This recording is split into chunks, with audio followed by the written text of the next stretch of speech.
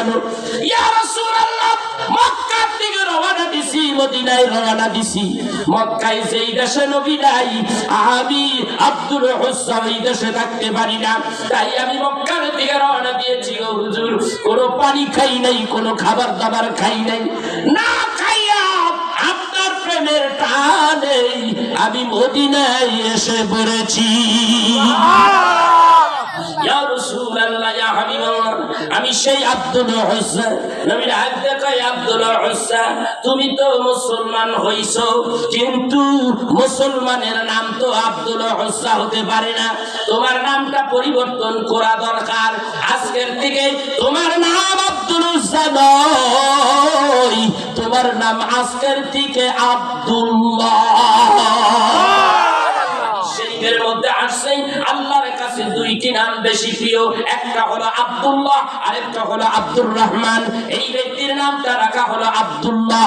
আমার নবীর আজ্ঞা কই, আব্দুল্লাহ রে, এই মুহূর্তে তোমার কি কোনো কিছু মনে চায়? ইয়া রাসূলুল্লাহ, ইয়া হাবিবাল্লাহ, যারে দেখার জন্য মদিনায় আসছি তারে তো আমি পাইয়া গেছি।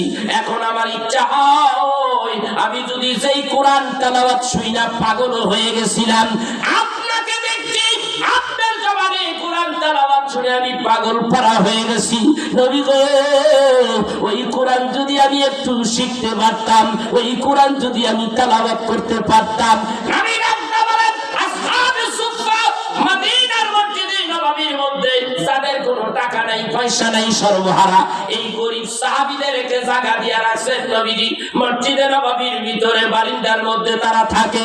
নবীর বাড়িতে যদি খাবার জোটে তারা খেতে পায়, আর তারা নবীর বাড়িতে খাবার না জুটলে তারা না খাইয়া থাকে।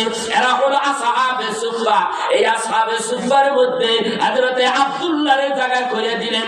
আর বান্দা বলে, এ আসহাবে সুফফা রে, কথা শোনো রে, কথা শোনো, আমার আব্দুল্লাহ রে সুন্দর মতো তোমরা কোরআনুল কারীম তেলাওয়াত শিখাইয়া দাও। তাড়াতাড়ি চেষ্টা থাকলে অনেক কিছুই হয়। অল্প দিনের মধ্যে কোরআন শরীফ তেলাওয়াত শিখে ফেলেছে। এখন আব্দুল্লাহ দিন নাই রাত নাই খালি কোরআন তেলাওয়াত করে, রাত হইলে জোরে জোরে কোরআন তেলাওয়াত করে।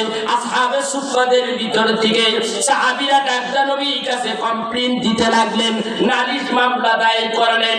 ইয়া রাসূলুল্লাহ, ইয়া হাবিবাল্লাহ, আব্দুল্লাহ চিল্লানির চোটে রাত্রিবেলা ঘুমাইতে পারি না, আব্দুল্লাহ জোরে জোরে তেলাওয়াত করে, এই জন্য ঘুমাইতে পারি না। আমার নবী ডাকতে কয়ে, খামোশ থাকো, আমার আব্দুল্লাহরে কিছু বইলো না, কোরআন শরীফ তেলাওয়াত করতে দাও। আমার